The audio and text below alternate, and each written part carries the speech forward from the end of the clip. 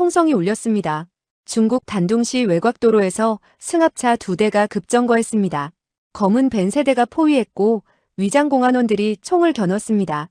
비명이 터졌습니다.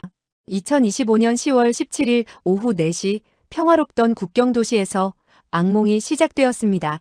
국제 NGO 희망의 다리 소속 한국인 의료진과 구호활동가 12명은 그날도 일상적인 업무를 마치고 숙소로 돌아가는 길이었습니다. 탈북 난민들에게 무료 진료를 제공하고 식량을 나눠주는 인도주의 활동이었습니다. 중국 당국의 정식 허가를 받은 합법적인 활동이었습니다. 차 안에서는 오늘 진료한 환자 이야기가 오갔습니다. 누군가는 피곤한 얼굴로 창밖을 바라봤고 누군가는 내일 일정을 확인했습니다. 평범한 하루의 끝이었습니다. 하지만 그 평화는 일순간에 산산조각 났습니다. 선두승합차 앞에 검은 벤이 급정거하며 길을 막았습니다. 동시에 좌우에서 2대의 벤이 더 나타났습니다. 완벽한 삼각 포위였습니다. 운전사가 급브레이크를 밟았습니다. 승객들이 앞으로 쏠렸습니다. 무슨 일이야? 누군가 당황한 목소리로 물었습니다. 그때 벤문이 열리며 공안 제복을 입은 남자들이 쏟아져 나왔습니다. 그들은 권총과 소총으로 무장하고 있었습니다. 전원 하차. 손을 머리 위로. 유창한 중국어 명령이 떨어졌습니다. 이수진 박사 NGO 팀장이 여권과 활동 허가증을 꺼내 들었습니다. 우리는 희망의 다리 소속입니다.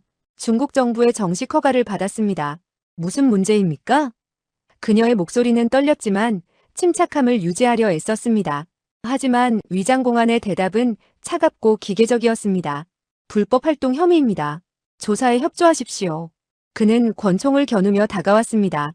차량에서 끌려내려진 12명은 도로 한가운데 무릎을 꿇었습니다. 이수진 박사, 32살 박수진 간호사, 38살 김민호 의사, 31살 최유진 약사, 그리고 8명의 자원봉사자들이었습니다. 젊은 자원봉사자 한 명이 울기 시작했습니다. 우리 잘못한 거 없어요. 우리는 사람 살리는 일 했어요. 박수진 간호사가 그의 손을 꼭 잡았습니다. 진정해요. 곧 해결될 거예요. 하지만 그녀 자신도 불안감을 감추지 못했습니다. 무언가 잘못되었습니다. 이건 일반적인 단속이 아니었습니다. 위장공안 중 한 명이 무전기에 뭔가를 보고했습니다. 목표물 확보. 계획대로 이동합니다. 그 순간 이수진 박사는 깨달았습니다. 그들은 중국 공안이 아니었습니다. 억양이 미묘하게 달랐습니다. 북한 사투리였습니다. 그녀의 얼굴이 창백해졌습니다. 당신들, 북한 사람들이죠? 그녀가 떨리는 목소리로 물었습니다. 위장공안 책임자가 비웃듯 미소 지었습니다. 이제 알았습니까? 너무 늦었습니다. 그는 부하들에게 손짓했습니다. 빨리 태워. 시간이 없어. 12명은 검은 벤 세대에 나눠 태워졌습니다. 한 차량당 4명씩이었습니다. 박수진 간호사는 이수진 박사, 김민호 의사, 최유진 약사와 함께 2번째 벤에 실렸습니다. 손목이 플라스틱 수갑으로 묶였습니다. 눈가리개가 씌워졌습니다. 차량이 출발했습니다. 북쪽으로 향했습니다. 압록강 방향이었습니다. 박수진은 눈가리개 틈으로 희미하게 밖을 볼 수 있었습니다. 해가 지고 있었습니다. 붉은 노을이 하늘을 물들였습니다. 아름다운 석양이었지만 그녀에게는 불길한 징조처럼 느껴졌습니다. 차는 1시간을 달렸습니다. 포장도로를 벗어나 비포장길로 들어섰습니다. 차체가 심하게 흔들렸습니다. 누군가 구역질을 했습니다. 북한 요원들은 아무 말도 하지 않았습니다. 침묵만이 차 안을 지배했습니다. 박수진은 마음속으로 기도했습니다. 가족 생각이 났습니다. 오빠 태준이 떠올랐습니다. 해군 특수부대 장교인 오빠. 8년 전 자신이 실종되었을 때 미친 듯이 찾아다녔던 오빠. 그 오빠가 지금 자신을 찾을 수 있을까요? 아니, 오빠는 자신이 다시 북한에 있다는 사실조차 모를 것입니다. 오후 6시 차량이 멈췄습니다. 눈가리개가 벗겨졌습니다. 압록강 철교였습니다. 북한으로 넘어가는 다리였습니다. 중국 쪽 검문소는 이상하게도 비어 있었습니다. 매수당한 것이 분명했습니다. 북한 요원 책임자가 말했습니다. 환영합니다. 조선민주주의인민공화국에. 그의 미소는 소름 끼쳤습니다. 차량이 다시 출발했습니다. 철교를 건넜습니다. 중국에서 북한으로, 자유에서 감옥으로, 희망에서 절망으로. 박수진은 눈물을 흘렸습니다. 이수진 박사가 그녀의 손을 잡았습니다. 포기하지 마요. 우리 정부가 반드시 우리를 찾을 거예요. 하지만 박수진은 알고 있었습니다. 8년 전에도 똑같은 생각을 했었다는 것을. 하지만 아무도 오지 않았습니다. 그녀는 북한에서 8년을 살아야 했습니다. 평양병원에서 강제 노역을 했습니다. 탈출을 시도했다가 잡혔습니다. 그리고 원산으로 보내졌습니다. 간신히 탈출해 중국으로 넘어왔고 NGO 활동으로 위장해 살아왔습니다. 그런데 다시 잡혔습니다. 이번에는 11명의 무고한 사람들과 함께 그녀의 죄책감이 폭발했습니다. 자신 때문에 이 사람들이 위험에 빠진 것 같았습니다. 밤 9시 차량은 원산 외곽의 한 건물 앞에 도착했습니다. 3층짜리 콘크리트 건물이었습니다. 주변은 높은 담장으로 둘러싸여 있었고 초소 4개가 보였습니다. 각 초소마다 경비병이 2명씩 서 있었습니다. 조명이 건물을 밝게 비쳤습니다. 이곳이 국가보위성 원산지부 안전가옥이었습니다. 정치범과 외국인 억류자를 수용하는 비밀 시설이었습니다. 12명은 건물 안으로 끌려갔습니다. 복도는 어둡고 음산했습니다. 곰팡이 냄새가 진동했습니다. 2층으로 올라갔습니다. 큰 방 하나에 전원이 갇혔습니다. 방문이 잠겼습니다. 쇠문이 닫히는 소리가 공포를 증폭시켰습니다. 창문은 쇠창살로 막혀 있었습니다. 바닥은 차가운 콘크리트였습니다. 이불도 없었습니다. 젊은 자원봉사자들이 울기 시작했습니다. 우리 어떻게 되는 거예요? 죽는 거예요? 김민호 의사가 그들을 진정시켰습니다. 아니야. 우리 정부가 반드시 구할 거야. 조금만 참아. 하지만 그의 목소리도 떨리고 있었습니다. 이수진 박사는 창문으로 다가가 밖을 내다봤습니다. 어둠 속에 초소의 불빛만 보였습니다. 탈출은 불가능해 보였습니다.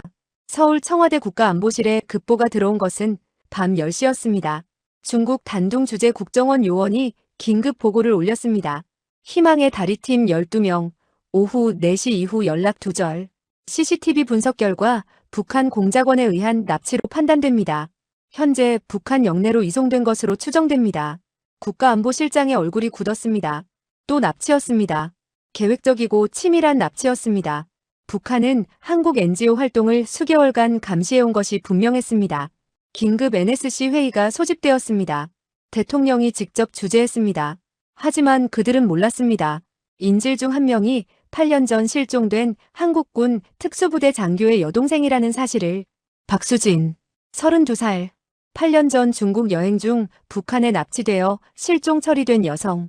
그녀의 오빠 박태준 소령은 여동생을 찾기 위해 8년간 모든 수단을 동원했습니다. 하지만 실패했습니다. 그리고 지금 운명은 그들을 다시 만나게 하려 했습니다. 가장 잔인한 방식으로. 전쟁터에서 원산 안전가옥 지하 신문실에서 김철민 대령이 인질 명단을 검토하고 있었습니다. 국가보위성 소속 그는 이번 작전의 총책임자였습니다. 성공하면 승진이 보장되어 있었습니다. 그는 명단 중 한 이름에서 멈췄습니다. 박수진. 그가 비웃었습니다. 이 여자. 8년 전에도 내가 데려왔지. 그는 부하에게 지시했습니다. 내일 아침 신문 시작한다. 생화학무기 정보 수집 간첩으로 조서를 꾸며 사흘 안에 자백 받아낸다. 부하가 격려했습니다. 김철민은 창밖을 바라봤습니다. 어둠 속 원산 바다가 보였습니다. 그는 몰랐습니다. 그 바다 너머에서 복수의 칼날이 다가오고 있다는 것을. 같은 날 밤 11시 경남 진해 해군기지. 박태준 소령은 자택에서 가족과 저녁 식사를 하고 있었습니다. 아내와 8살 딸아이가 있었습니다. 평범한 저녁이었습니다. 딸아이가 학교 이야기를 했고 아내가 웃었습니다. 박태준도 미소 지었습니다. 20년간 특수부대 생활을 해왔지만 가족과 함께하는 이 순간이 가장 소중했습니다. 하지만 그 평화는 오래가지 못했습니다. 휴대전화가 울렸습니다. 작전사령부 긴급 호출이었습니다. 박태준 소령, 즉시 작전사령부로 집결하라. 최고 기밀. 반복한다. 즉시 집결하라. 짧고 단호한 명령이었습니다. 박태준의 표정이 굳었습니다. 이 시간에 긴급 소집이라면 전쟁이 아니면 특수 임무였습니다. 그는 아내를 바라봤습니다. 아내는 이미 알고 있다는 표정이었습니다. 조심해요. 꼭 돌아와요. 그녀가 그의 손을 꼭 잡았습니다. 박태준은 딸아이를 안아주었습니다. 아빠 금방 올게. 착하게 있어. 그는 군복으로 갈아입고 집을 나섰습니다. 진해에서 작전사령부까지 차로 15분이었습니다. 밤거리는 한산했습니다. 박태준은 운전대를 잡으며 생각했습니다. 무슨 일이 벌어진 걸까? 북한 도발인가? 테러인가? 아니면 또 다른 납치 사건인가. 불길한 예감이 들었습니다. 20년간의 경험이 말해주고 있었습니다. 이번 임무는 평범하지 않을 것이라고. 그는 엑셀을 더 깊이 밟았습니다. 기지 정문을 통과했습니다. 경비병이 긴장한 표정으로 격려했습니다. 뭔가 큰일이 벌어진 것이 분명했습니다. 새벽 1시 해군작전 사령부 지하 상황실. 박태준이 도착했을 때 이미 19명의 대원들이 대기하고 있었습니다. 모두 UDT실의 정예 요원들이었습니다. 최진혁 상사, 강동현 중사, 한준수 하사 얼굴만 봐도 알 수 있는 전우들이었습니다. 평균 나이 35세, 최소 10년 이상의 특수전 경험을 가진 전문가들이었습니다. 폭파 전문가, 저격수, 의무병, 통신병까지 완벽한 조합이었습니다. 대한민국이 자랑하는 최정예의 특수부대였습니다. 작전사령관 김철수 중장이 단상에 올랐습니다. 그의 표정은 지금까지 본 것 중 가장 심각했습니다. 여러분, 오늘 오후 중국 접경 지역에서 우리 국민 12명이 북한에 납치되었습니다. 스크린에 인질들의 사진이 떴습니다. 이수진 박사, 김민호 의사, 최유진 약사, 그리고 여러 자원봉사자들의 얼굴이 보였습니다. 박태준은 집중해서 화면을 봤습니다. 평범한 시민들이었습니다. 의사, 간호사, 약사, 자원봉사자들. 돈을 벌기 위해서가 아니라 사람을 살리기 위해 위험한 접경 지역에서 활동하던 사람들이었습니다. 그런데 화면이 넘어가는 순간 박태준의 심장이 멈췄습니다. 한 여성의 얼굴이 보였습니다. 32살 박수진, 간호사. 박태준의 얼굴에서 혈색이 사라졌습니다. 손이 떨렸습니다. 호흡이 가빠졌습니다. 옆에 있던 최진혁 상사가 그를 쳐다봤습니다. 소령님, 괜찮으십니까? 하지만 박태준은 대답하지 못했습니다. 그는 화면만 응시했습니다. 저 얼굴, 저 눈, 저 미소. 틀림없었습니다. 8년 전 실종된 그의 여동생이었습니다. 박수진, 그의 여동생. 8년 전 24살 때 중국 여행을 갔다가 실종되었습니다. 단둥에서 마지막으로 연락이 왔고 그 이후 소식이 끊겼습니다. 박태준은 미친 듯이 찾아다녔습니다. 중국 공안에 수소문했고 국정원에 도움을 요청했고 사비를 털어 사설 탐정까지 고용했습니다. 하지만 아무 단서도 찾지 못했습니다. 1년 후 실종 선고가 났습니다. 부모님은 딸이 죽었다고 체념했습니다. 하지만 박태준은 포기하지 않았습니다. 그는 북한 소행을 의심했습니다. 증거는 없었지만 직감이 그렇게 말했습니다.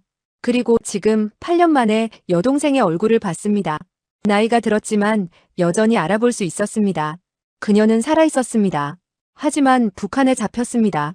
다시 박태준의 눈에 눈물이 고였습니다.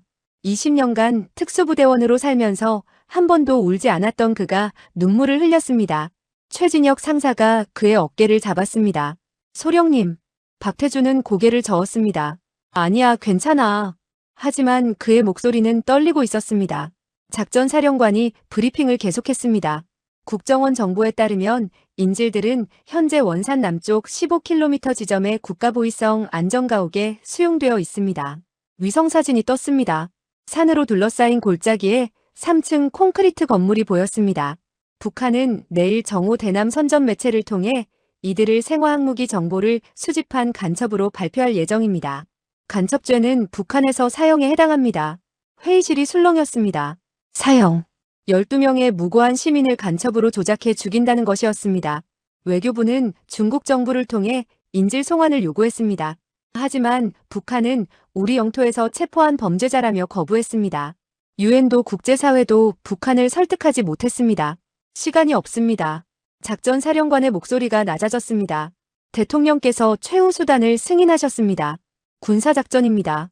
대원들의 눈빛이 날카로워졌습니다. 모두가 이 말이 무엇을 의미하는지 알았습니다. 북한 영내 침투, 전쟁을 불러올 수도 있는 위험천만한 작전이었습니다.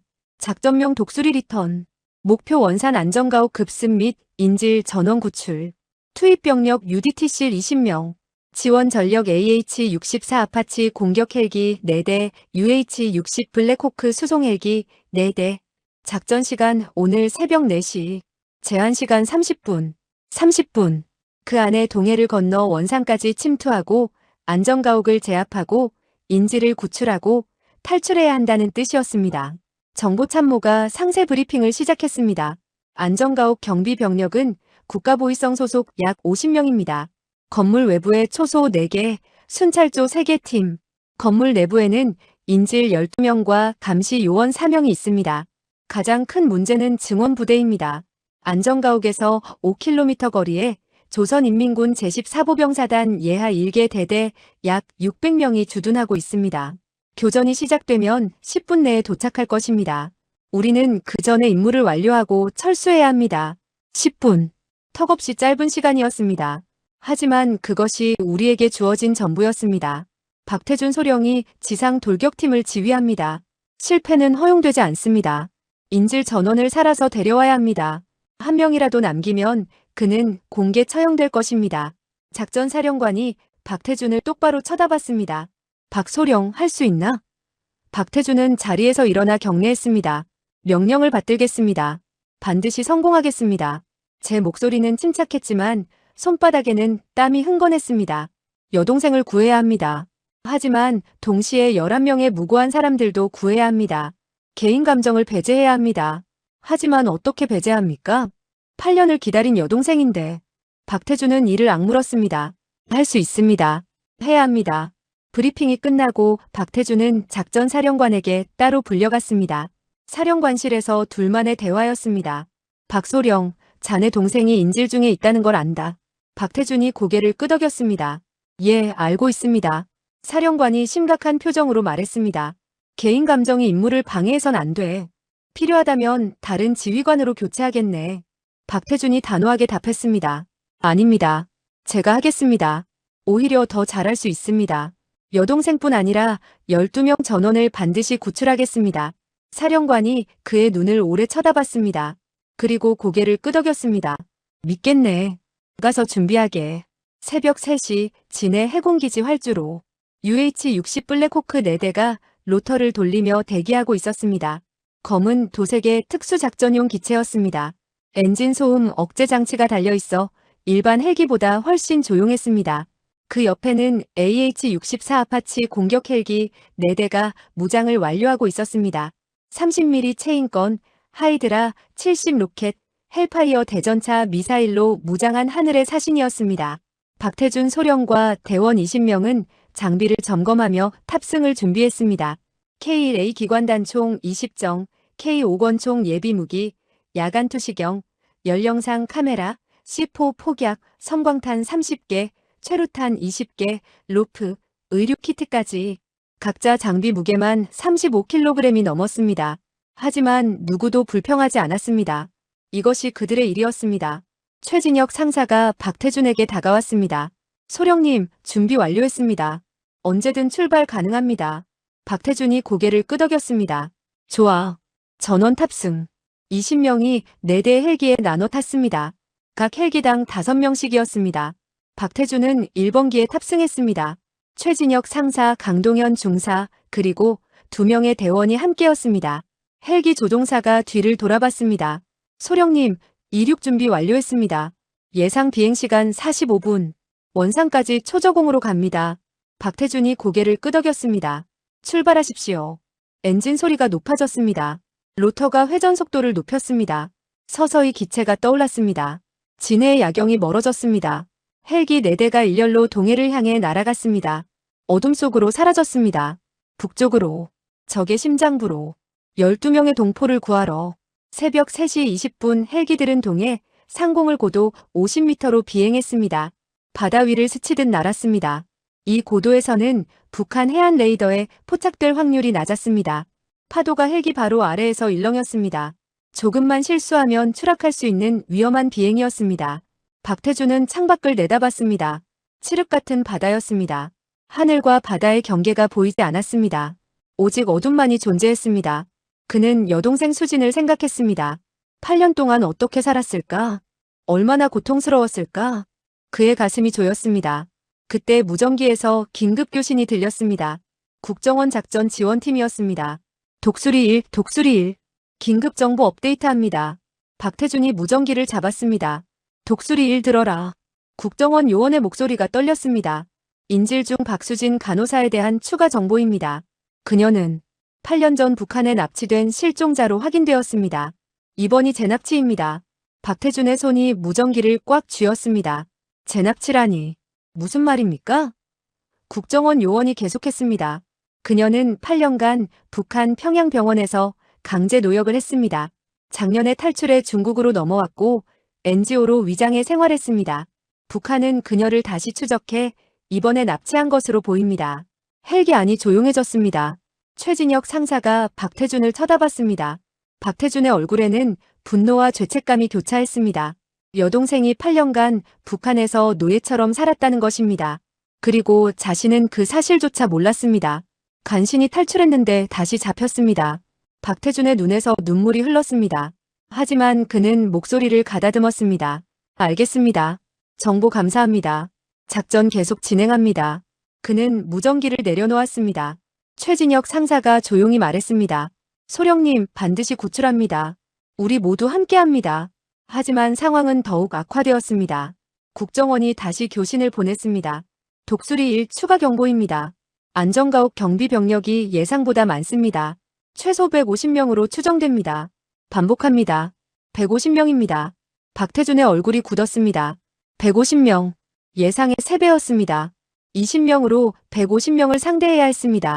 1대 7반의 수적 열세였습니다. 수학적으로는 불가능에 가까웠습니다. 강동현 중사가 불안한 목소리로 물었습니다. 소령님, 작전을 재검토해야 하는 거 아닙니까? 박태준이 고개를 저었습니다. 아니다. 계속 진행한다. 포기하면 12명이 죽는다. 더 큰 문제가 있었습니다. 국정원이 세 번째 정보를 보냈습니다. 안전가옥 책임자는 김철민 대령입니다. 국가보위성 고위 간부입니다. 그는 8년 전 박수진 씨를 납치한 인물로 확인됩니다. 박태준의 호흡이 거칠어졌습니다. 김철민, 여동생을 납치한 놈이 또다시 그녀를 잡은 것입니다. 계획적이었습니다. 철저히 계획된 범죄였습니다. 박태준의 분노가 폭발했습니다. 그는 주먹으로 헬기 벽을 쳤습니다. 개자식, 최진혁 상사가 그의 어깨를 잡았습니다. 소령님, 진정하십시오. 분노는 임무를 방해합니다. 박태준이 심호흡을 했습니다. 알아. 괜찮아.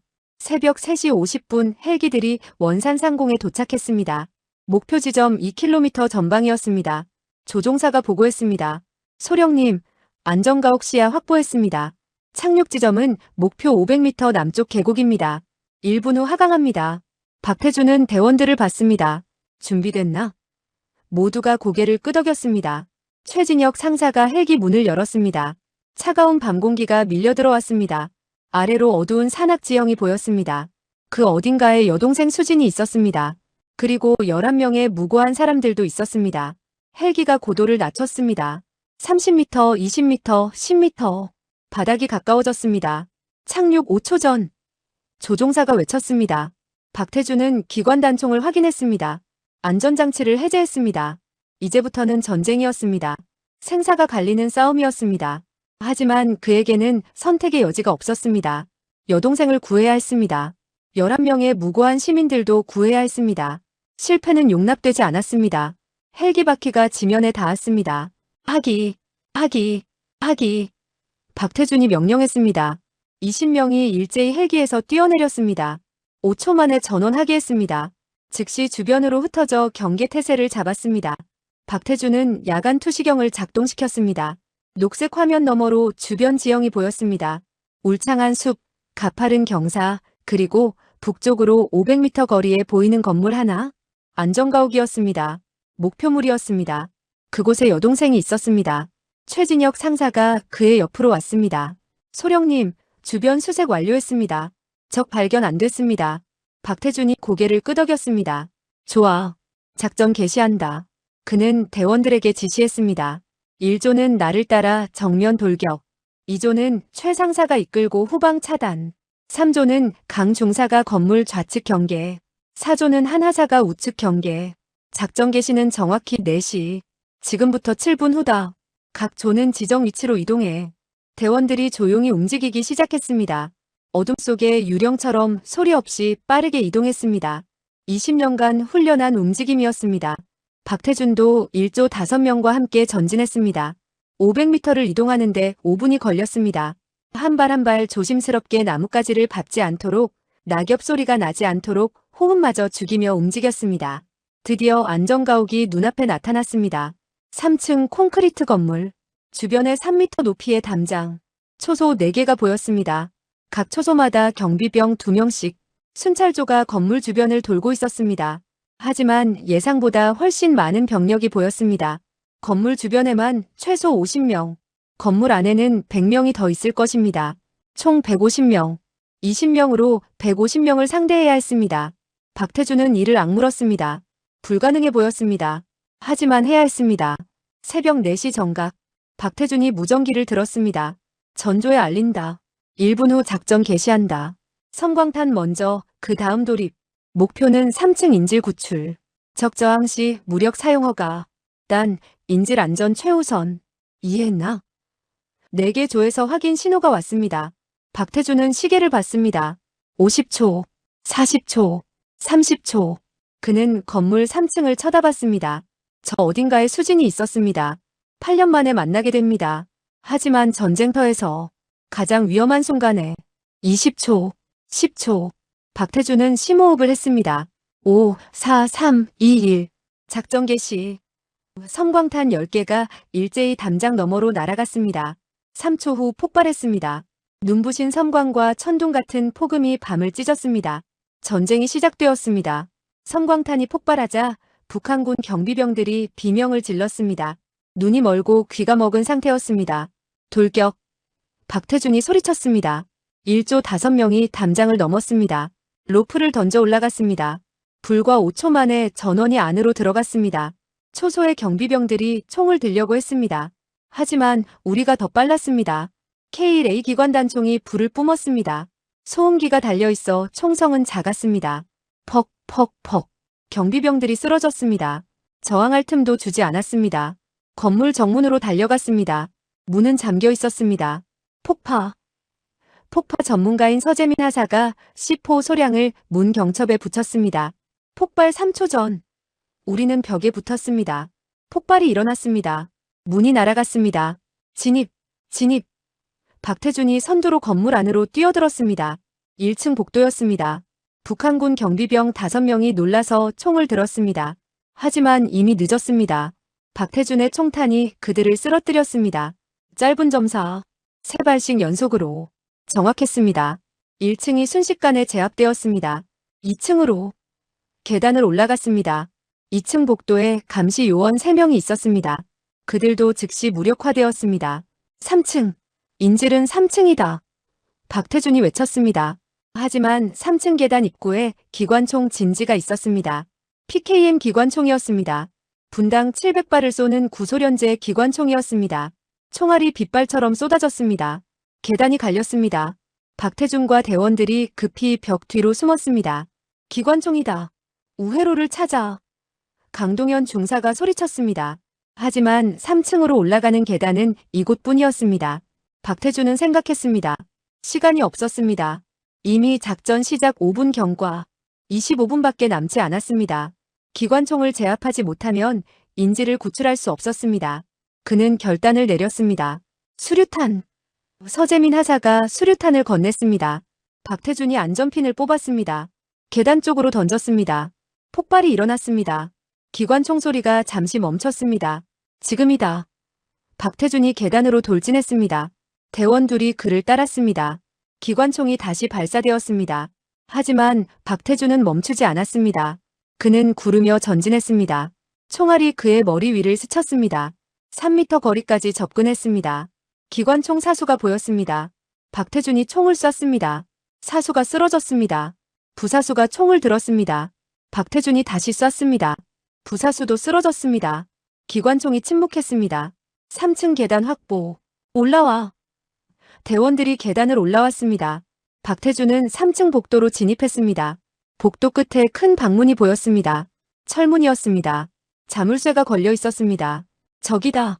인질들이 저 안에 있다. 박태준이 달려갔습니다. 문을 발로 찼습니다. 하지만 철문은 꿈쩍도 하지 않았습니다. 폭파 준비. 서재민 하사가 C4를 문에 붙이려는 순간 복도 반대편에서 총성이 들렸습니다. 북한군 증원 병력이 올라오고 있었습니다. 후방적. 대원 하나가 소리쳤습니다. 박태준이 돌아봤습니다. 최소 20명의 북한군이 계단으로 올라오고 있었습니다. 우리는 3층 복도에서 포위당할 위기였습니다. 앞에는 철문, 뒤에는 적. 박태준은 재빨리 판단했습니다. 강 중사 후방 엄호. 나머지는 문폭파 지원. 강동현 중사가 3명의 대원과 함께 복도 반대편으로 달려가 사격을 시작했습니다. 서재민 하사가 C4를 자물쇠에 붙였습니다. 폭발 5초 전. 엎드리십시오. 박태준이 바닥에 엎드렸습니다. 폭발이 일어났습니다. 자물쇠가 날아갔습니다. 박태준이 일어나 문을 열었습니다. 철문이 천천히 열렸습니다. 그리고 그는 얼어붙었습니다. 방 안에 12명이 있었습니다. 손이 묶여 있었고 얼굴에는 멍이 들어 있었습니다. 신문을 당한 흔적이었습니다. 하지만 박태준의 시선은 한 사람에게 고정되었습니다. 맨 앞에 앉아있는 여성. 박수진이었습니다. 8년 만이었습니다. 수진도 그를 알아봤습니다. 그녀의 눈이 커졌습니다. 입이 벌어졌습니다. 믿을 수 없다는 표정이었습니다. 오빠. 떨리는 목소리였습니다. 박태준의 눈에서 눈물이 쏟아졌습니다. 수진아. 그는 달려가 여동생을 안았습니다. 8년간 그리워했던 여동생이었습니다. 살아있었습니다. 그의 품에 있었습니다. 오빠, 정말 오빠야? 꿈이 아니야? 수진이 울먹였습니다. 꿈이 아니야. 형이 왔어. 데리러 왔어. 박태준이 그녀의 결박을 풀어주며 말했습니다. 형제가 8년 만에 재회하는 순간이었습니다. 전쟁터 한복판에서. 하지만 감동도 잠시. 뒤에서 강동현 중사의 다급한 소리가 들렸습니다. 소령님, 적이 너무 많습니다. 막을 수 없습니다. 박태준이 정신을 차렸습니다. 아직 끝나지 않았습니다. 그는 재빨리 다른 인질들의 결박도 풀었습니다. 대한민국 해군입니다. 구출하러 왔습니다. 우리를 따라오십시오. 이수진 박사가 눈물을 흘렸습니다. 정말 오신 겁니까? 박태준이 고개를 끄덕였습니다. 네, 이제 안전합니다. 빨리 움직이십시오. 대원들이 재빨리 인질들을 일으켰습니다. 하지만 문제가 있었습니다. 3명이 제대로 걷지 못했습니다. 고문당한 흔적이었습니다. 부상자 셋, 후송 지원 필요합니다. 박태준이 무전했습니다. 그때 복도에서 폭발음이 들렸습니다. 북한군이 수류탄을 던진 것입니다. 강동현 중사가 소리쳤습니다. 더 이상 못 버팁니다. 철수해야 합니다. 박태준이 판단했습니다. 전원 1층으로 하강. 강 중사, 엄호하며 후퇴. 인질 12명과 대원들이 계단으로 향했습니다. 부상자들은 대원들이 업었습니다. 수진도 다리를 절고 있었습니다. 박태준이 그녀를 부축했습니다. 조금만 참아. 곧 나갈 수 있어. 수진이 고개를 끄덕였습니다. 오빠, 나는 괜찮아. 다른 사람들 먼저 챙겨. 계단을 내려가는데 1층에서 총성이 들렸습니다. 또 다른 북한군이 진입한 것입니다. 우리는 3층과 1층 양쪽에서 포위당했습니다. 박태준은 무전기를 잡았습니다. 독수리 4, 긴급지원 요청. 건물 내 아군 포위됨. 공중지원 필요. 공중지원팀 김민수 중령의 목소리가 들렸습니다. 독수리 1 알겠습니다. 아파치 출격합니다. 30초 후 도착. 30초. 영원처럼 느껴지는 시간이었습니다. 박태준은 2층 복도에서 대원들과 인질들을 엄호했습니다. 위에서는 북한군이 내려오고 아래에서는 올라왔습니다. 우리는 샌드위치처럼 끼었습니다. 그때 수진이 박태준에게 말했습니다. 오빠, 미안해. 내가 8년 전에도 여기 있었어. 김철민 대령이 날 납치했어. 평양병원에서 강제 노역했어. 작년에 탈출했는데 다시 잡혔어. 오빠가 날 못 찾은 게 아니야. 내가 살아남지 못한 거야. 그녀의 목소리가 떨렸습니다. 박태준이 그녀의 손을 꽉 잡았습니다. 아니야. 형이 못 찾은 거야. 미안해. 8년간 못 찾아서 미안해. 하지만 이제는 괜찮아. 형이 널 데리고 나갈 거야. 약속해. 수진이 울었습니다. 8년간 참았던 눈물이 터졌습니다. 하늘에서 천둥 같은 소리가 들렸습니다. 아파치가 도착한 것입니다. 김민수 중령의 목소리가 무전기에서 들렸습니다. 독수리 1, 독수리 4입니다. 목표 지역 상공 도착. 건물 주변적 병력 확인. 공격 개시합니다. 아파치 4대가 건물 주변을 선회하며 30mm 체인건을 발사했습니다. 한 대당 분당 600발의 화력이었습니다. 건물 밖 북한군들이 아비규환이 되었습니다. 지상이 화염으로 뒤덮였습니다. 건물 안으로 증원하려던 북한군들이 무너졌습니다. 압박이 순간적으로 줄었습니다. 지금이다.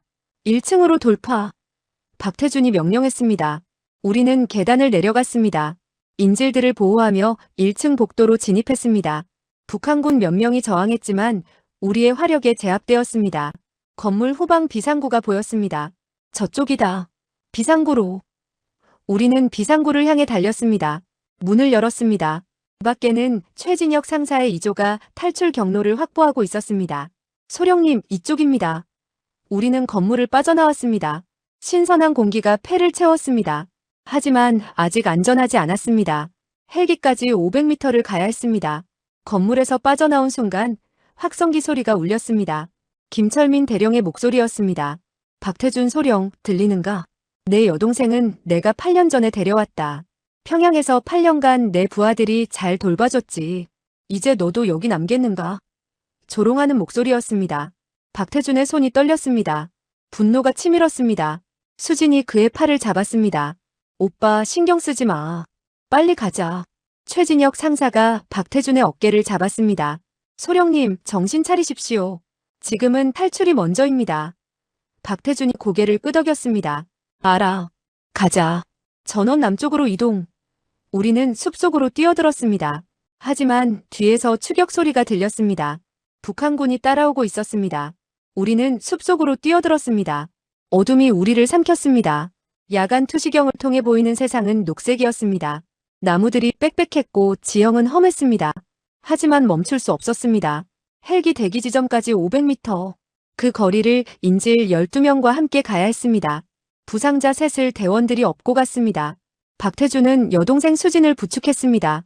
그녀는 다리를 절었지만 악을 썼습니다. 오빠, 나 괜찮아. 빨리 가. 박태준이 그녀를 더 꽉 잡았습니다. 형이 있어. 걱정 마. 뒤에서 총성이 울렸습니다. 북한군이 쫓아오고 있었습니다. 최진혁 상사가 뒤를 돌아봤습니다. 손전등 불빛이 숲속에서 춤췄습니다. 최소 30명은 되어 보였습니다. 소령님, 적 추격 병력 약 30명. 거리 100m. 최진혁이 보고했습니다. 박태준이 판단했습니다. 상사, 5명 데리고 후위 엄호해. 나머지는 인질 호송 계속. 최진혁 상사가 고개를 끄덕였습니다. 그는 5명의 대원을 지목했습니다. 김하사, 이병장, 서상병, 장일병, 오일병. 나를 따라와. 6명이 뒤에 남았습니다. 나머지 13명은 인질들과 함께 계속 전진했습니다. 최진혁 상사와 5명의 대원은 큰 나무 뒤에 엄폐했습니다. 북한군이 접근하고 있었습니다. 100m, 80m, 60m. 최진혁이 손을 들었습니다. 대원들이 총을 겨눴습니다. 50m, 40m. 사격. 최진혁이 명령했습니다. 6정의 K1A 기관단총이 일제히 불을 뿜었습니다. 북한군 선두 5명이 쓰러졌습니다. 나머지는 급히 엄폐했습니다. 양측이 나무 뒤에 숨어 총격전을 벌였습니다. 총알이 나무 껍질을 갈가냈습니다. 나뭇가지가 떨어졌습니다. 화약 냄새가 숲을 채웠습니다. 2분간 교전이 계속되었습니다. 최진혁 상사는 탄창을 교체하며 생각했습니다. 시간을 벌어야 합니다. 소령님과 인질들이 헬기에 도착할 때까지. 하지만 적이 너무 많았습니다. 30명 중 5명만 쓰러뜨렸습니다. 25명이 여전히 살아있었습니다. 그리고 탄약이 떨어지고 있었습니다. 각자 탄창 2개씩만 남았습니다. 60발. 25명을 막기에는 부족했습니다. 최진혁이 무전기를 잡았습니다. 독수리 1, 2조입니다. 적 추격 병력 교전 중. 하지만 탄약 부족. 5분 이상은 못 버팁니다. 박태준의 목소리가 들렸습니다. 최 상사, 3분만 버텨줘. 우리 헬기 300m 전방이야. 곧 도착해. 최진혁이 답했습니다. 알겠습니다. 3분 벌겠습니다. 그는 무전기를 내려놓았습니다. 대원들을 봤습니다. 젊은 얼굴들이었습니다. 김하사는 29, 이병장은 26, 서상병은 24, 장일병과 오일병은 겨우 20이었습니다. 그들의 눈에는 두려움이 있었습니다. 하지만 동시에 결연함도 있었습니다. 들어라. 우리가 3분만 버티면 소령님과 인질들이 산다. 할 수 있나? 5명이 일제히 답했습니다. 예, 상사님. 북한군이 다시 전진하기 시작했습니다. 이번에는 더 조직적이었습니다. 절반은 엄호 사격을 하고 절반은 측면으로 우회했습니다. 최진혁이 깨달았습니다. 우리가 포위당하고 있다는 것을. 좌측적 발견. 우회 중입니다. 이 병장이 소리쳤습니다. 최진혁이 즉각 반응했습니다. 김하사, 이 병장, 좌측 막아. 두 명이 위치를 이동했습니다. 하지만 우측에서도 움직임이 포착되었습니다. 우측도 우회합니다. 서상병이 보고했습니다. 최진혁이 이를 악물었습니다. 서상병, 장일병, 우측. 이제 6명이 사방으로 흩어져 싸워야 했습니다. 탄약이 빠르게 소모되었습니다. 김하사가 외쳤습니다. 탄창 마지막입니다. 이 병장도 마찬가지였습니다. 저도 마지막입니다. 최진혁 상사는 자신의 탄창을 확인했습니다. 여러 발 남았습니다. 이대로는 1분도 못 버팁니다. 그는 결단을 내렸습니다. 무전기를 잡았습니다. 독수리 1, 2조입니다. 탄약 거의 소진. 더 이상 버티기 어렵습니다. 박태준의 다급한 목소리가 들렸습니다. 최 상사, 조금만 더. 우리 헬기 100m 전방이야. 최진혁이 주변을 둘러봤습니다. 북한군이 삼면에서 포위하고 있었습니다. 도망칠 곳이 없었습니다. 그는 천천히 일어났습니다. 대원들을 봤습니다. 너희들은 후퇴해. 남쪽으로 뛰어. 소령님과 합류해. 김하사가 고개를 저었습니다. 상사님, 우리도 함께 가야죠. 최진혁이 웃었습니다. 누군가는 남아서 시간을 벌어야 해. 내가 남을게. 이 병장이 항의했습니다. 안 됩니다. 함께 가야 합니다. 최진혁이 단호하게 말했습니다. 이건 명령이야. 후퇴해. 그는 수류탄 4개를 꺼냈습니다. 자신의 것들과 죽은 대원에게서 가져온 둘이었습니다. 지금 당장. 대원들이 망설였습니다. 하지만 최진혁의 눈빛이 확고했습니다. 김하사가 격려했습니다. 상사님, 감사합니다. 나머지 넷도 격려했습니다. 눈물을 흘리는 대원도 있었습니다. 그들은 돌아서서 남쪽으로 뛰기 시작했습니다. 최진혁은 혼자 남았습니다. 그는 나무 뒤에서 북한군을 지켜봤습니다. 25명이 점점 가까워지고 있었습니다. 그는 무전기를 꺼냈습니다. 마지막 교신이었습니다. 독수리 1, 2조 최진혁입니다. 박태준의 목소리가 떨렸습니다. 최 상사, 무슨 짓이야? 빨리 와. 최진혁이 차분하게 말했습니다. 소령님, 저는 여기 남겠습니다. 누군가는 시간을 벌어야 합니다. 박태준이 소리쳤습니다. 안 돼. 함께 가야 해. 명령이야. 최진혁이 웃었습니다. 죄송합니다, 소령님. 이번엔 명령 굴복 종하겠습니다. 그는 잠시 침묵했습니다. 그리고 말을 이었습니다. 소령님, 수진 양을 꼭 집에 데려다 주십시오. 그리고 천안함 전우들에게 전해주십시오. 최진혁도 용감했다고. 끝까지 싸웠다고. 박태준의 목소리가 깨졌습니다. 최 상사. 최진혁이 마지막으로 말했습니다. 소령님 영광이었습니다. 같이 싸울 수 있어서. 그는 무전기를 껐습니다. 북한군이 40m까지 접근했습니다. 최진혁은 수류탄 하나의 안전핀을 뽑았습니다. 던졌습니다. 폭발했습니다. 북한군 서너 명이 쓰러졌습니다. 나머지가 놀라 엎드렸습니다. 최진혁은 두 번째 수류탄을 던졌습니다. 또 폭발했습니다. 더 많은 비명이 들렸습니다. 하지만 여전히 15명 이상이 살아있었습니다. 그들이 일제히 사격했습니다. 총알이 최진혁이 숨은 나무를 갈아냈습니다. 그는 세 번째 수류탄을 들었습니다. 안전핀을 뽑았습니다. 하지만 던지지 않았습니다. 손에 쥔 채 기다렸습니다. 북한군이 포위망을 좁혔습니다. 20m, 10m. 최진혁은 천안함 생존 전우들을 생각했습니다. 2010년 3월 26일. 그날 밤 서해에서 천안함이 격침되었습니다. 46명의 전우가 차가운 바닷속으로 사라졌습니다. 최진혁은 운 좋게 살아남았습니다. 하지만 그 이후 35년간 죄책감에 시달렸습니다. 왜 나만 살았을까? 왜 전우들은 죽고 나만 살았을까?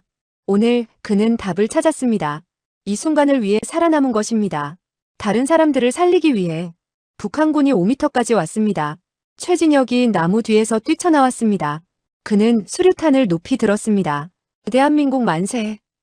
그가 외쳤습니다. 북한군이 총을 쐈습니다. 총알이 최진혁의 몸을 관통했습니다. 가슴, 어깨, 다리. 그는 쓰러졌습니다. 하지만 손은 수류탄을 놓지 않았습니다. 북한군들이 그에게 달려들었습니다. 그 순간 수류탄이 폭발했습니다. 엄청난 폭음과 함께 빛이 터졌습니다. 최진혁과 그 주변의 북한군 10여 명이 폭발에 휩싸였습니다. 숲이 잠시 고요해졌습니다. 500m 떨어진 곳에서 박태준이 폭발음을 들었습니다. 그는 멈춰 섰습니다. 뒤를 돌아봤습니다. 숲 저편에서 연기가 피어올랐습니다. 그는 알았습니다. 최진혁 상사가 떠났다는 것을. 그의 눈에서 눈물이 흘렀습니다. 상사. 수진이 오빠의 손을 잡았습니다. 오빠, 우리 가야 해. 상사님이 만든 시간을 낭비하면 안 돼. 박태준이 고개를 끄덕였습니다. 알아. 그는 눈물을 닦았습니다. 전원 헬기로. 빨리. 우리는 마지막 힘을 짜내어 달렸습니다. 1분 후 헬기 대기 지점이 보였습니다. 계곡 사이 작은 공터였습니다. UH-60 블랙호크 4대가 로터를 돌리며 대기하고 있었습니다. 조종사들이 우리를 보고 손을 흔들었습니다. 헬기다. 헬기가 보인다. 인질 중 한 명이 환호했습니다. 희망이 보였습니다. 구원이 눈앞에 있었습니다. 조금만 더 뛰어. 박태준이 모두를 독려했습니다. 50m, 40m, 30m. 거리가 좁혀졌습니다. 하지만 뒤에서 다시 총성이 들렸습니다. 최진혁 상사의 공격에서 살아남은 북한군들이었습니다. 무시하고 계속 전진. 헬기로. 박태준이 명령했습니다.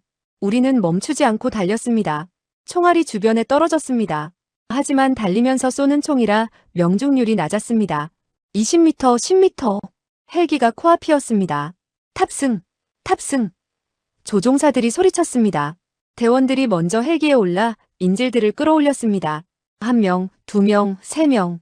빠르게 탑승했습니다. 부상자들도 대원들이 들어올렸습니다. 수진이 헬기에 올랐습니다. 박태준이 마지막으로 올랐습니다. 전원 탑승 완료. 26. 조종사가 조종관을 당겼습니다. 헬기가 떠올랐습니다. 지상에서 북한군이 총을 쐈습니다. 총알이 헬기 동체를 때렸습니다. 땅, 땅, 땅. 하지만 치명적인 손상은 없었습니다. 헬기는 빠르게 고도를 높였습니다.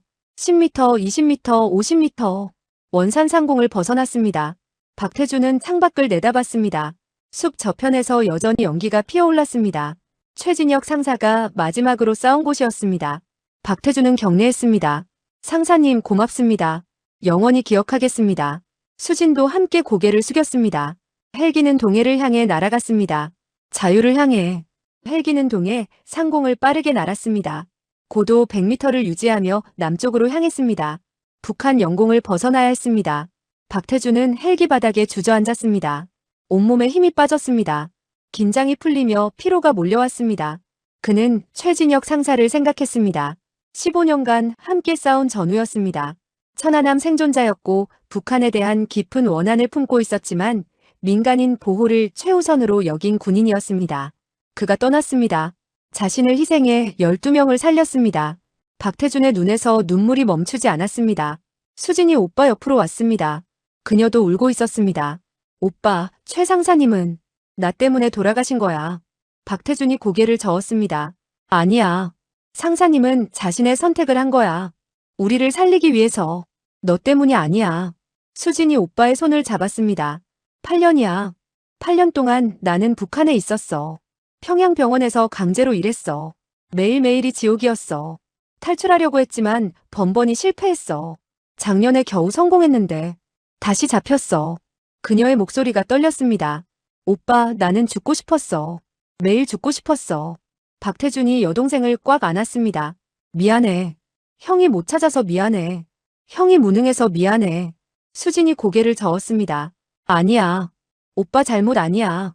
김철민 대령이 너무 교묘했어. 중국 공안을 매수하고 흔적을 지웠어. 찾을 수가 없었을 거야. 박태준이 물었습니다. 평양에서 어떻게 살았어? 수진이 눈을 감았습니다. 말하고 싶지 않아. 하지만 살아남았어. 오빠를 다시 만날 거라는 희망으로. 그게 나를 지탱했어. 그리고 오늘 정말 만났어. 그녀가 울먹였습니다. 꿈만 같아. 헬기 안에는 다른 인질들도 있었습니다. 이수진 박사가 부상자들을 돌보고 있었습니다. 의무병 임동욱 상병이 응급처치를 했습니다. 김민호 의사도 도왔습니다. 고문당에 다리가 부러진 인질, 갈비뼈가 금간 인질, 총상을 입은 대원. 모두 고통스러워했지만 살아있었습니다. 이수진 박사가 박태준에게 다가왔습니다. 소령님 감사합니다. 정말 감사합니다. 우리는 죽는 줄 알았어요. 북한이 우리를 간첩으로 만들려고 했어요. 내일 공개 재판을 한다고 했어요. 그런데 소령님이 와주셨어요. 그녀가 눈물을 흘렸습니다. 박태준이 고개를 숙였습니다. 당연한 일을 했을 뿐입니다. 여러분은 대한민국 국민입니다. 우리가 지켜야 할 사람들입니다. 이수진 박사가 수진을 봤습니다. 수진 씨가 소령님 여동생이라는 거 알았어요. 헬기에서 들었어요.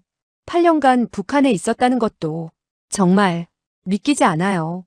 그런데도 우리 모두를 구하러 오셨어요. 박태준이 수진을 봤습니다. 여동생도 중요하지만 12명 모두 중요합니다. 한 명도 남길 수 없었습니다. 이수진 박사가 감동했습니다. 진짜 군인이시네요. 그때 조종사의 다급한 목소리가 들렸습니다. 소령님, 북한 전투기 출격했습니다. 미그 29 두 대가 우리를 추격하고 있습니다. 박태준이 벌떡 일어났습니다. 거리는 15km. 빠르게 접근 중입니다. 박태준은 무전기를 잡았습니다. 독수리 4 긴급 상황. 북한 전투기 추격. NLL까지 거리는? 김민수 중령이 답했습니다. 20km입니다. 최대 속력으로 5분 소요. 5분. 미그 29의 속도면 3분 내에 따라잡을 것입니다. 박태준이 이를 악물었습니다. 아파치로 저지할 수 있습니까? 김민수 중령의 목소리가 침울했습니다. 어렵습니다. 아파치는 전투기 상대가 안 됩니다. 속도도 느리고 무장도 대공용이 아닙니다. 박태준이 생각했습니다. NLL까지 5분. 전투기가 3분 내에 추격. 우리는 격추당할 것입니다. 인질 12명과 대원들이 모두 죽습니다. 최진혁 상사의 희생이 헛되게 됩니다. 안 됩니다. 그는 다시 무전했습니다. 독수리 5, 독수리 1입니다. F-15K 지원 가능합니까? F-15K 조종사의 목소리가 들렸습니다. 독수리 1 가능합니다. 하지만 북한 영공에서 교전하면 전쟁으로 비화될 수 있습니다. 박태준이 단호하게 말했습니다. 상관없습니다. 우리를 구하십시오. F-15K 조종사가 잠시 침묵했습니다. 그리고 답했습니다. 알겠습니다. 출격합니다. 3분 후 교전 가능합니다. 박태준은 안도했습니다. 하지만 3분이 문제였습니다. 미그가 3분 내에 우리를 따라잡을 것입니다. 조종사가 보고했습니다. 적 전투기 10km. 미사일 사거리 진입 임박. 박태준이 명령했습니다. 최대 속력. 지그재그 비행. 조종사가 조종관을 흔들었습니다. 헬기가 좌우로 요동쳤습니다. 인질들이 비명을 질렀습니다. 미사일 발사 경보. AA-10. 회피. 조종사가 외쳤습니다. AA-10. 북한의 공대공 미사일이었습니다. 사거리 10km, 마하 2의 속도. 헬기는 상대가 안 됩니다. 조종사가 플레어를 발사했습니다. 연료도 기만탄이었습니다. 밝은 섬광이 하늘을 가득 채웠습니다. 미사일이 플레어를 따라갔습니다. 100m 후방에서 폭발했습니다. 충격파가 헬기를 흔들었습니다. 하지만 명중은 아니었습니다. 회피 성공. 조종사가 외쳤습니다. 하지만 기쁨도 잠시, 다시 경보가 울렸습니다. 두 번째 미사일 발사. 이번에는 플레어가 소용없었습니다. 미사일이 플레어를 무시하고 헬기를 추적했습니다. 신형 미사일이었습니다. 열 추적과 레이더 추적을 병행하는 것 같았습니다. 회피 불가능. 명중 3초 전. 조종사가 절규했습니다. 박태준은 수진을 안았습니다. 미안해. 여기까지인가 봐. 수진이 오빠를 꽉 안았습니다. 괜찮아. 오빠와 함께라면. 인질들이 울부짖었습니다. 대원들이 눈을 감았습니다. 2일. 모두가 죽음을 각오했습니다. 그 순간 하늘에서 천둥 같은 소리가 들렸습니다. F-15K가 음속으로 날아왔습니다. 조종사가 무전했습니다. 독수리 1. 걱정 마. 내가 막는다. F-15K가 우리 헬기와 미사일 사이에 진입했습니다. 조종사가 플레어와 체프를 대량 살포했습니다. 하늘이 섬광과 금속 조각으로 가득 찼습니다. 미사일이 혼란에 빠졌습니다. 목표를 잃었습니다. 허공에서 폭발했습니다. 우리는 살았습니다. F-15K 조종사가 말했습니다. 독수리 1, 이제 내가 상대한다. 남쪽으로 계속 가라. F-15K 두 대가 북쪽으로 방향을 틀었습니다.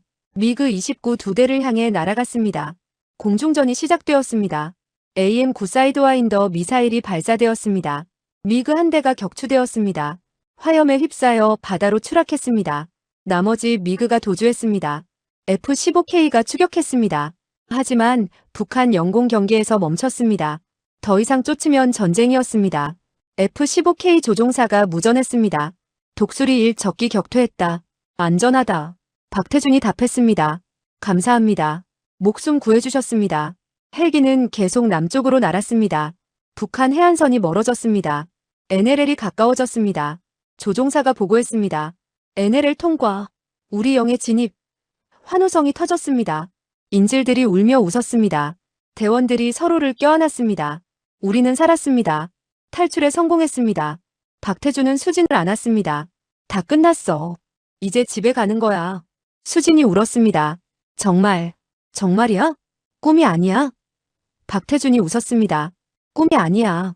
현실이야. 너는 자유야. 하지만 박태준의 마음은 무겁였습니다. 최진혁 상사를 잃었습니다. 천안함 생존자였던 그가 또다시 북한과 싸우다 전사했습니다. 그는 영웅이었습니다. 하지만 돌아오지 못했습니다. 박태준은 창밖을 봤습니다. 동쪽 하늘이 서서히 밝아오고 있었습니다. 새벽이었습니다.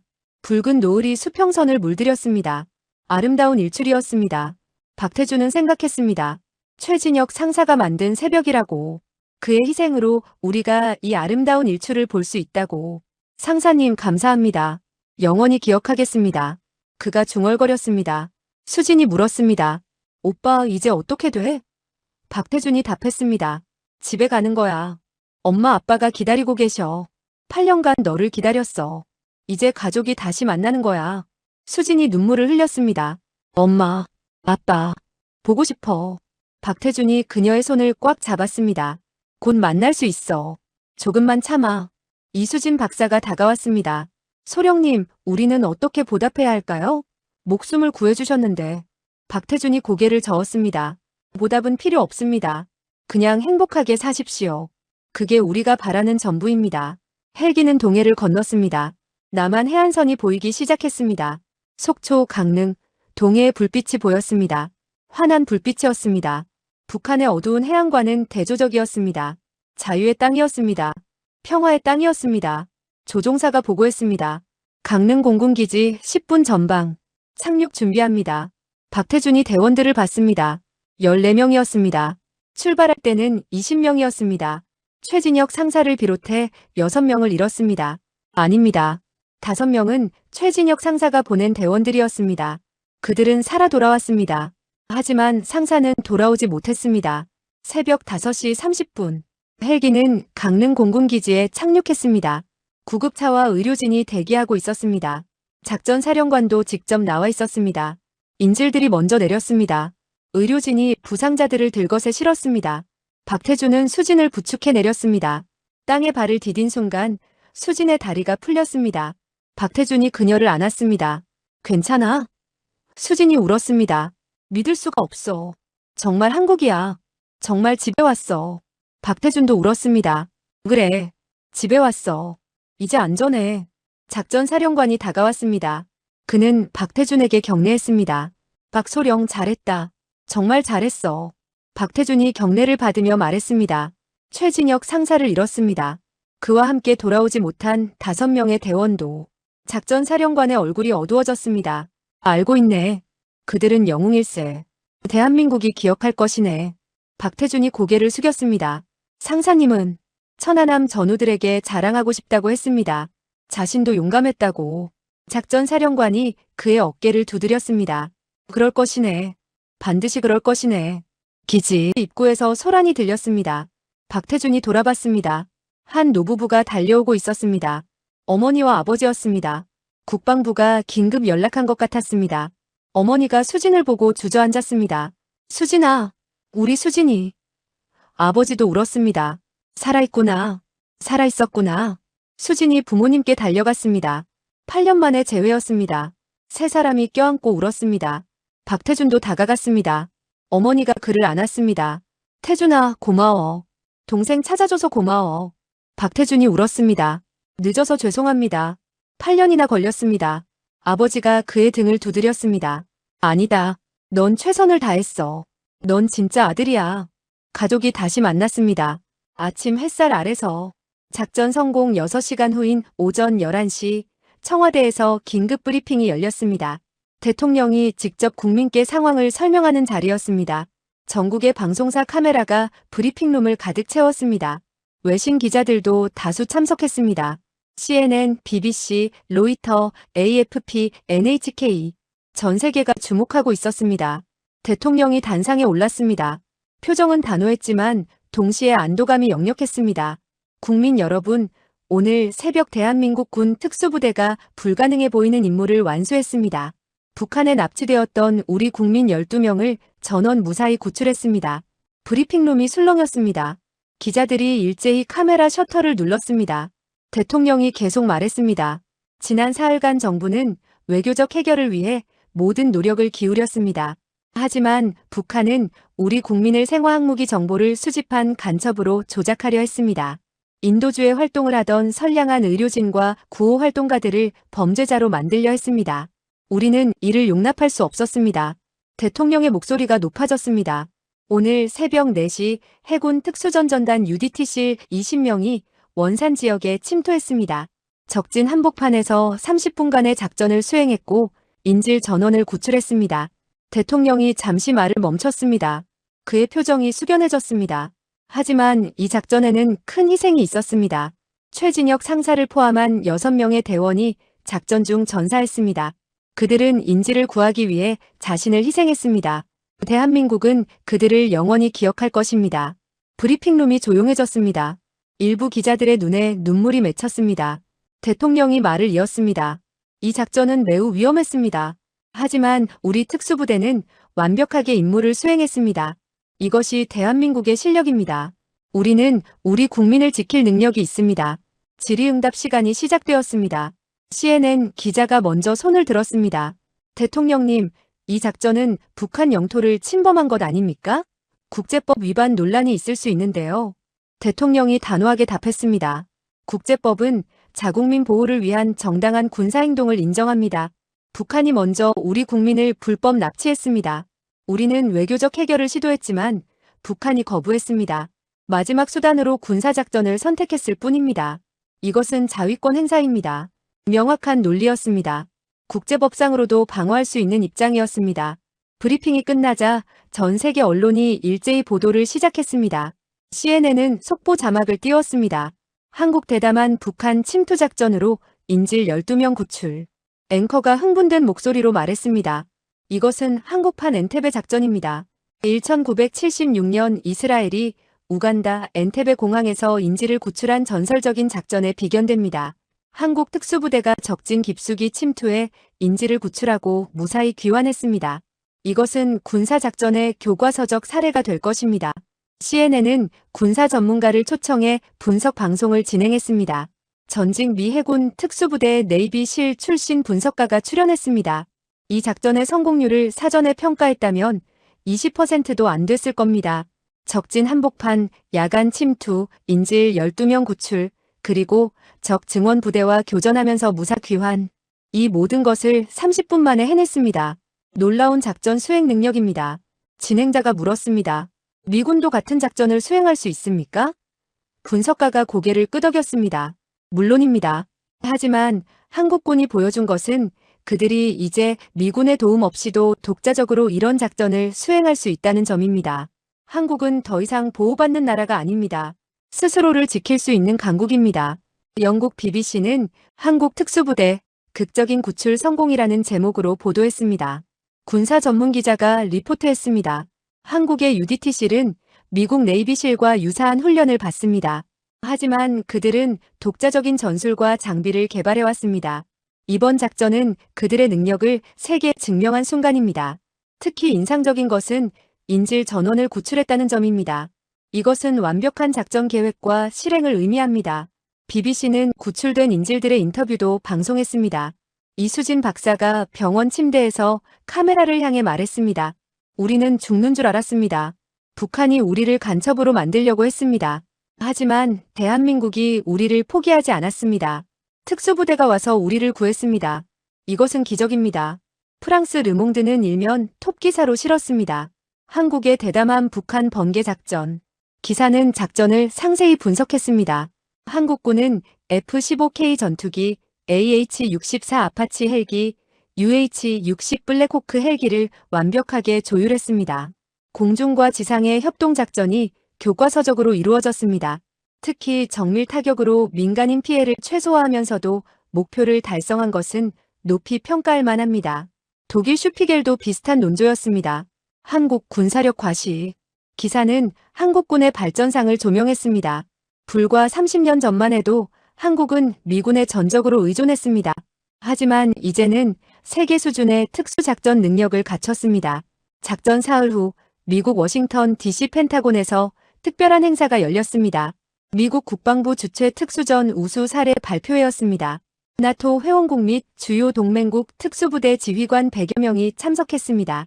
미국 특수전사령부는 한국의 독수리 리턴 작전을 올해의 모범 사례로 선정했습니다. 박태준 소령이 한국 대표로 초청받았습니다. 강동현 중사와 한준수 하사도 함께 갔습니다.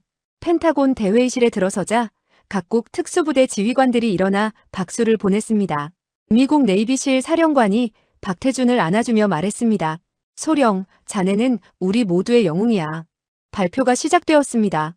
미국 특수전사령관이 독수리 작전을 분석한 영상을 상영했습니다. 작전 계획부터 실행 그리고 결과까지 15분 분량이었습니다. 이 작전은 현대 특수전의 완벽한 사례입니다. 첫째, 정확한 정보 수집. 둘째, 치밀한 계획 수립. 셋째, 완벽한 협동작전. 공군 전투기, 공격 헬기, 수송 헬기, 그리고 지상 부대가 일사불란하게 움직였습니다. 넷째, 정확한 시간 관리. 제한 시간 30분 내에 임무를 완수했습니다. 다섯째, 인명 최우선. 인질 전원 구출. 이것은 교과서적 작전입니다. 미 특수전사령부는 이 작전을 특수전 교범에 포함시키기로 결정했습니다. 한국 UDT실은 이제 미 네이비실, 영국 SAS, 이스라엘 사헬은 마트칼과 어깨를 나란히 하는 세계 5대 특수부대로 인정받습니다.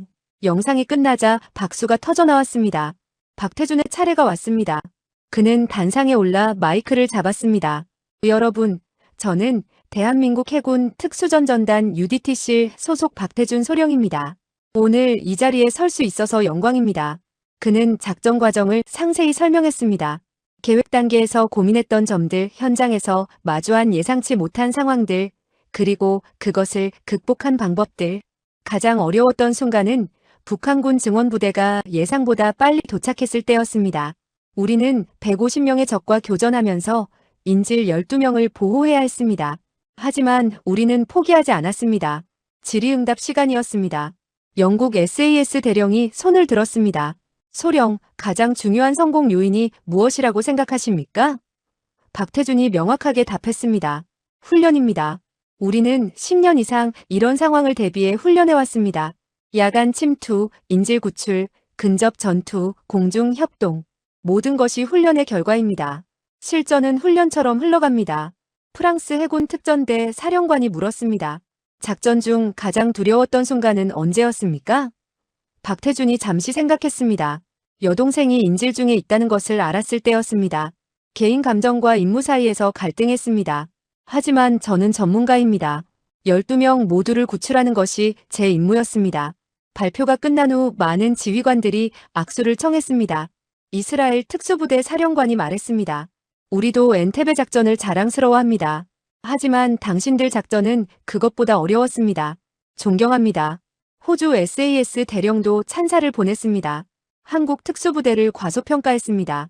이제 알겠습니다. 당신들은 세계 최고 수준입니다. 독일 KSK 사령관은 우리 부대와 합동훈련을 하고 싶다고 제안했습니다. 대한민국 UDT실이 세계 특수부대 커뮤니티에서 인정받는 순간이었습니다. 박태준은 생각했습니다. 최진혁 상사가 보고 있을 것이라고. 자랑스러워할 것이라고.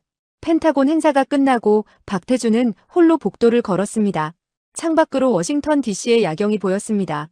아름다운 도시였습니다. 그는 최진혁 상사를 생각했습니다. 함께 이 자리에 서야 했는데, 함께 박수를 받아야 했는데, 주머니에서 무언가를 꺼냈습니다. 최진혁 상사의 인식표였습니다. 작전 후 그의 시신을 수습하러 갔을 때 찾은 것이었습니다. 박태준은 인식표를 꽉 쥐었습니다. 상사님, 우리 해냈습니다. 세계가 인정했습니다. 상사님 덕분입니다. 그가 중얼거렸습니다. 인식표가 손 안에서 따뜻해졌습니다. 마치 최진혁 상사가 답하는 것 같았습니다. 잘했어요, 소령님. 그리고 약속. 펜타곤 발표 일주일 후 박태준은 서울로 돌아왔습니다. 인천공항에는 가족이 기다리고 있었습니다. 아내와 딸 그리고 부모님과 수진이 함께였습니다. 수진은 많이 회복되어 있었습니다. 얼굴에 생기가 돌았고 미소를 지을 수 있었습니다. 박태준이 다가가자 수진이 그를 안았습니다. 오빠, 미국에서 잘 다녀왔어? 박태준이 웃었습니다. 응.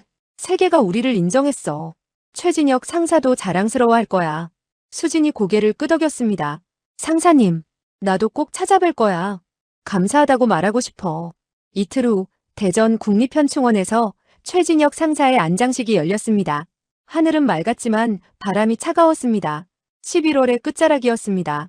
박태준과 생존 대원들이 관을 운구했습니다. 최진혁 상사의 유해는 북한에서 수습되어 돌아왔습니다. 국방부가 북한에 강력히 요구했고 국제 압력으로 북한이 마지못해 인도한 것입니다. 태극기가 관을 덮고 있었습니다. 유족석에는 최진혁 상사의 어머니와 누이가 앉아 있었습니다. 어머니는 70대 노인이었습니다. 눈물로 얼룩진 얼굴이었습니다. 안장식이 시작되었습니다. 국방부 장관이 추도사를 낭독했습니다. 최진혁 상사는 2010년 천안함 피격 당시 생존한 용사였습니다. 그는 15년간 그날의 기억과 함께 살아왔습니다. 그리고 이번 작전에서 다시 북한과 맞서 싸웠습니다. 그는 동료들을 살리기 위해 자신을 희생했습니다. 대한민국 만세를 외치며 최후를 맞이했습니다. 최진혁 상사는 진정한 군인이었고 진정한 애국자였습니다. 대한민국은 그를 영원히 기억할 것입니다. 21발의 조총이 울렸습니다. 하늘을 향해 발사되었습니다. 나팔수가 군가를 연주했습니다. 슬프고 장엄한 선율이었습니다. 박태준이 조사를 낭독했습니다. 최진혁 상사님, 저는 당신과 15년을 함께했습니다. 당신은 제게 상사이자 형이자 전우였습니다. 천안함에서 살아남은 당신은 죄책감에 시달렸습니다. 왜 나만 살았냐고 스스로를 책망했습니다. 하지만 저는 압니다. 당신은 이 순간을 위해 살아남은 것이라는 것을. 12명의 무고한 시민을 구하기 위해, 그들에게 희망을 주기 위해. 박태준의 목소리가 떨렸습니다. 당신은 마지막 순간 말했습니다. 천안함 전우들에게 전해달라고. 당신도 용감했다고. 저는 전하겠습니다. 천안함 영령들에게. 최진혁 상사가 당신들만큼 용감했고 당신들만큼 위대했다고. 박태준이 관 앞에 무릎을 꿇었습니다. 최진혁 상사의 인식표를 관 위에 올려놓았습니다. 상사님, 편히 쉬십시오. 우리가 기억하겠습니다. 영원히. 그가 경례했습니다. 모든 참석자가 일어나 경례했습니다. 수진도 경례했습니다. 눈물을 흘리며 관이 땅속으로 내려갔습니다. 천천히 조용히 흙이 관을 덮었습니다. 최진혁 상사가 영면에 들었습니다. 그가 지키고자 했던 조국의 품에서. 장례식이 끝나고 박태준은 천안함 추모 공간을 찾았습니다. 국립현충원 한쪽에 마련된 곳이었습니다. 46명의 이름이 새겨진 추모비가 있었습니다. 2010년 3월 26일 전사한 용사들이었습니다. 박태준은 추모비 앞에 섰습니다. 전우 여러분, 저는 최진혁 상사의 동료 박태준입니다. 상사님이 부탁하셨습니다. 여러분께 전해달라고. 자신도 용감했다고. 끝까지 싸웠다고. 여러분처럼 조국을 위해 목숨을 바쳤다고. 그가 고개를 숙였습니다. 상사님은 여러분 곁으로 갔습니다. 이제 함께 계실 겁니다. 부디 편히 쉬십시오. 일주일 후 청와대 영빈관에서 포상식이 열렸습니다. 대통령이 직접 주관하는 행사였습니다. 박태준과 생존 대원 13명이 초청받았습니다. 최진혁 상사를 포함한 전사자 6명은 유족이 대신 참석했습니다.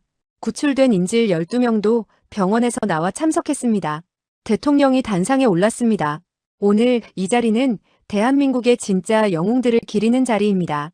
박태준 소령과 그가 이끈 대원들은 목숨을 걸고 우리 국민을 구했습니다.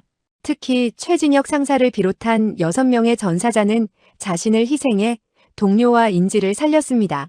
이것은 군인의 가장 숭고한 덕목입니다. 박태준 소령에게는 화랑 무공훈장을 수여합니다. 생존 대원들에게는 충무 무공훈장을 수여합니다. 그리고 최진혁 상사를 포함한 전사자들에게는 사후 화랑 무공훈장과 계급 특진을 수여합니다. 대통령이 직접 박태준의 가슴에 훈장을 달아주었습니다. 화랑 무공훈장.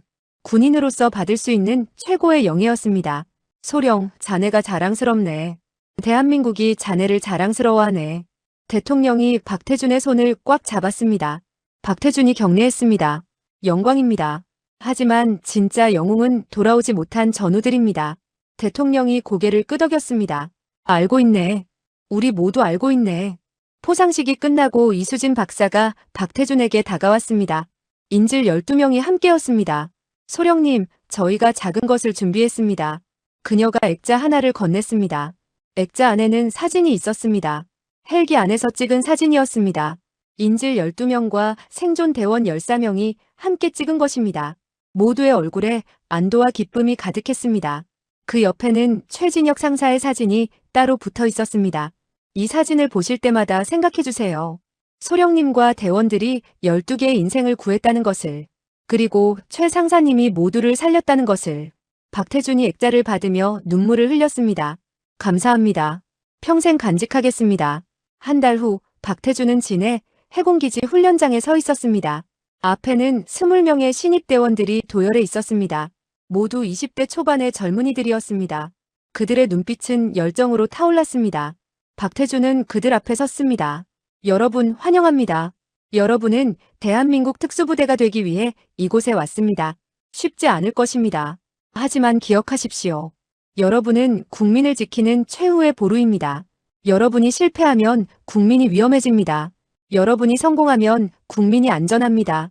신입대원들이 일제히 외쳤습니다. 필승! 박태준은 하늘을 올려다봤습니다. 구름 한 점 없는 맑은 하늘이었습니다.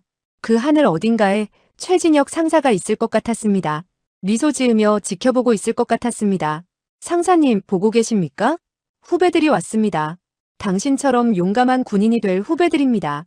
저는 그들을 가르치겠습니다. 당신이 보여준 것처럼 희생과 헌신을 가르치겠습니다. 박태준이 중얼거렸습니다. 바람이 불었습니다. 따뜻한 바람이었습니다. 마치 최진혁 상사의 대답 같았습니다. 잘 부탁해요, 소령님. 대한민국 특수부대는 오늘도 우리를 지키고 있습니다. 그들의 희생과 헌신으로 우리는 평화를 누립니다. 구독과 좋아요, 응원 댓글 부탁드립니다.